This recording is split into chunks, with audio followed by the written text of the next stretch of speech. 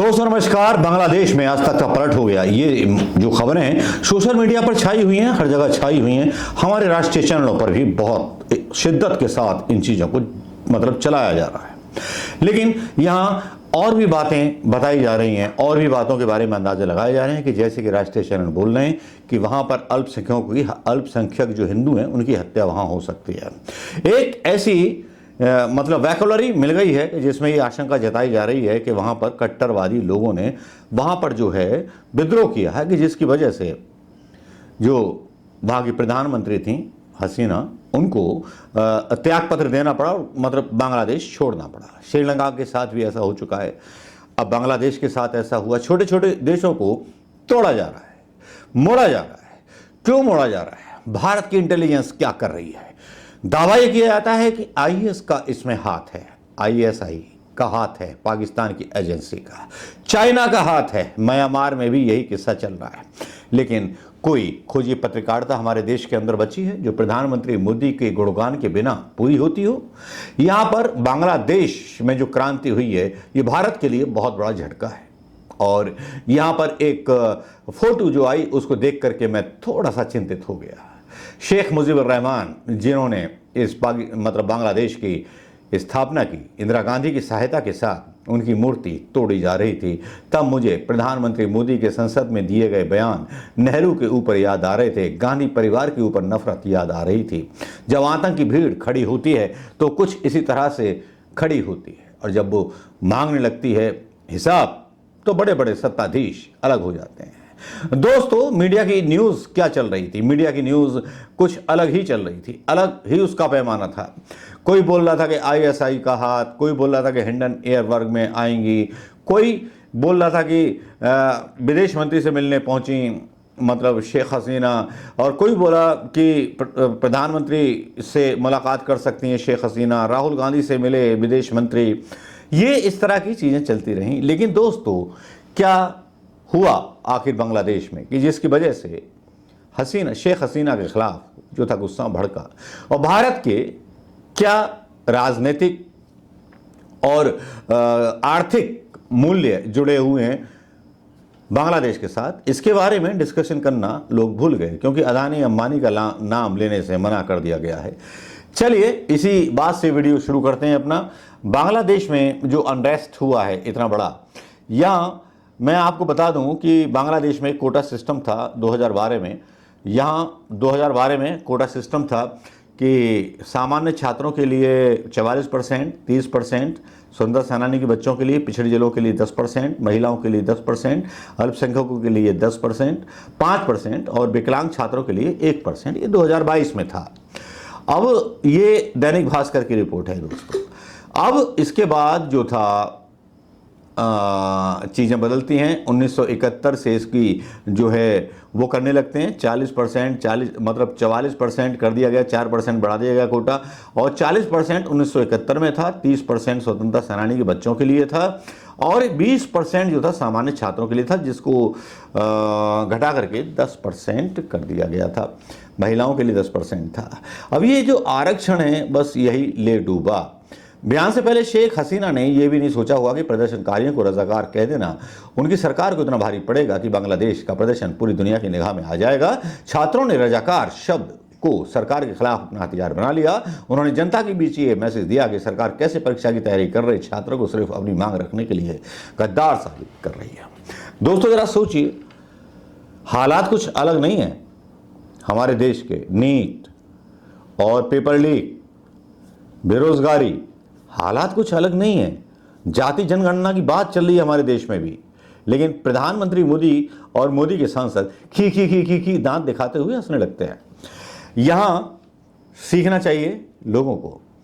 यहाँ हत्याकांड हुआ, काफ़ी लोग मारे गए, रजाकारों ने सिलेंडर किया, वो किया, सारा किया।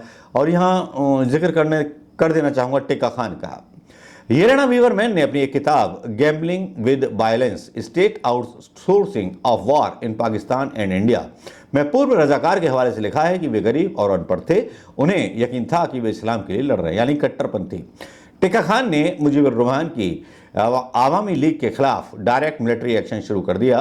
25 मार्च को शुरू हुए इस ऑपरेशन को लाइट का नाम दिया गया था। आंकड़ों के मुताबिक पाकिस्तानी सेना और मिलिशिया की बर्बर कार्रवाई में हजारों बंगाली मारे गए थे। रावलपिंडी का हीरो बुलाए जाने वाले टिक्का खान इस घटना के बाद बंगाल का कसाई कहा जाने लगा। तीसरी वजह यह हुई कि शेख हसीना की छात्रों की मौत पर चुप्पी लगा गई, मेट्रो जला दी गई, उस पर आंसू निकल आए शेख हसीना के। भाई देखिए, जो देश के लिए मरते हैं, देश के लिए सोचते हैं, आंसू निकलना। वैसे हमारे सोशल मीडिया पर भी लोग उनको तानाशाह बोल रहे हैं शेख हसीना को, लेकिन क्या थी क्या नहीं थी। 25 पॉइंट्स हैं ऐसे। 76 साल की शेख हसीना का प्रोफाइल इसमें हो सकता है कि जन्म उनका 28 सितंबर 1947 को पूर्वी पाकिस्तान बांग्लादेश के तुंगीपुरा में हुआ था। पिता शेख मुजीबुर रहमान, माँ शेख फजीलातुन्नेसा मुजीब। स्कूली पढ़ाई ढाका के अजीमपुर गर्ल्स स्कूल और बेगम बदरुन्निसा गर्ल्स कॉलेज, ढाका के ही ईडन कॉलेज से बैचलर डिग्री प्राप्त की। 66-67 में शादी। 1967 में बाजिद मियाँ से निकाह किया गया। बाजिद मियाँ एक न्यूक्लियर साइंटिस्ट थे। पिता शेख मुजीबुर रहमान ने 1971 में बांग्लादेश की आज़ादी के लिए जश्न मतलब आंदोलन शुरू किया। बांग्लादेश को आज़ादी मिलने के बाद शेख मुजीबुर रहमान जो थे प्रधानमंत्री बने।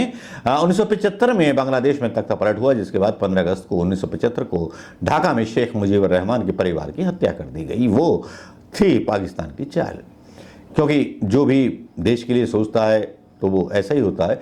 उन सभी ने पश्चिमी जर्मनी में बांग्लादेश के राजदूत के घर शरण ली। इंदिरा गांधी की सरकार ने 1975 में ही उन्हें भारत में शरण दी थी, इंदिरा गांधी ने। उसके बाद परिवार के बचे हुए लोग 24 अगस्त 1975 को दिल्ली आ गए, जहां वो 6 साल तक रहे। बांग्लादेश में जियाउर रहमान की सैन्य सरकार ने 1975 में उनके बांग्लादेश आने पर रोक लगा दी। 16 फरवरी 1981 को आवामी लीग ने उन्हें पार्टी का अध्यक्ष चुना। 17 मई 1981 को हसीना वापस बांग्लादेश लौटी, जहां हजारों पार्टी के कार्यकर्ताओं ने उनका स्वागत किया। 1981 से 85 तक उन्होंने 4 बार हाउस अरेस्ट किया गया। 1986 में हुए चुनावों के बाद हसीना बांग्लादेश में विपक्ष की नेता बनी। 1996 में चुनावों की जीत के बाद प्रधानमंत्री बनी। हसीना का पहला कार्यकाल 2001 तक चला, पूरे 5 साल। 2001 से लेकर के 2009 तक नेता विपक्ष रही। 2009 से 2024 तक लगातार 4 बार प्रधानमंत्री चुनी गई। तो अब इसी बात को लेकर के कहानियां बनाई जा रही हैं, कहानियां गढ़ी जा रही हैं। ये वो कहानियां हैं जो कहानियां मतलब डाली गई हैं, लेकिन एक तस्वीर बड़ी विचित्र कर देती है। जब शेख मुजीबुर रहमान की प्रतिमा को तोड़ा जा रहा है तो प्रधानमंत्री मोदी का नेहरू जी के ऊपर और गांधी परिवार के ऊपर नफरत का मुझे दिया हुआ वो बयान नजर आ जाता है। पाकिस्तान, अब यहां मीडिया में यह भी बोला गया कि ISI का हाथ था, चाइना का हाथ था। तो मैं अपनी सरकार से एक सवाल करना चाहूँगा, मोदी जी से सवाल करना चाहूँगा कि इनकी इंटेलिजेंस, इनकी राव क्या कर रही थी? अगर वहाँ इतना बड़ा विद्रोह होने वाला था और हमारी मित्र राष्ट्र हैं बांग्लादेश की प्रधानमंत्री, तब उनको खबर क्यों नहीं की गई? या भारत की एजेंसियाँ रा, CID, EBI केवल विपक्षियों के लिए हैं? इंटरनेशनल मसलों के लिए कौन सी एजेंसियाँ प्रधानमंत्री मोदी जी इस्तेमाल करते हैं? सवाल तो बनता है, क्योंकि एक लोकतांत्रिक सरकार को इस तरह से गिराया दिया जाना मतलब कट्टरपंथियों के द्वारा, वो वाकई में बहुत गलत लगता है। उन्हें मैं कट्टरपंथी ही कहूँगा जिन्होंने शेख मुजीबुर रहमान की प्रतिमा को तोड़ा। उसी से सारी पिक्चर क्लियर हो जाती है। लेकिन भारत के भी इसमें इंटरेस्ट जुड़े हुए थे।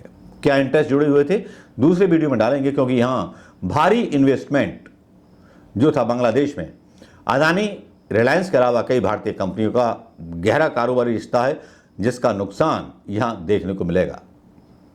शेयर मार्केट भी गिरा है और बहुत बड़ा नुकसान होगा, क्योंकि ढाका के नज़दीक मेघना घाट में 3000 मेगावाट की क्षमता वाली LNG वेस्ट पावर प्रोजेक्ट लगा रही थी रिलायंस पावर, और 1600 मेगावाट बिजली की सप्लाई अदानी पावर कर रही थी बांग्लादेश को।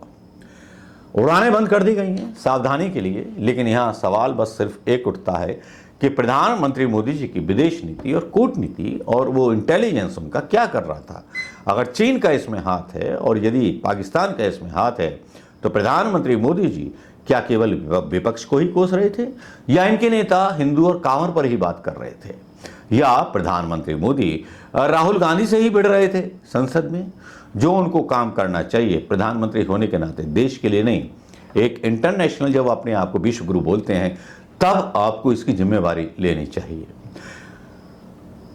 शेख हसीना को जरूर भारत में आश्रय देना चाहिए प्रधानमंत्री मोदी जी, और पता करना चाहिए किन ताकतों का हाथ है। कहीं पाकिस्तान या चीन का हाथ तो नहीं है। अगर उनका हाथ है तो हिंदुस्तान को इंदिरा गांधी की तरह बांग्लादेश के मैटर में सेना को दखल देना चाहिए।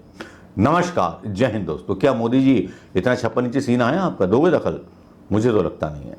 चलिए देखते हैं करते हैं नहीं करते। नमस्कार, जय हिंद।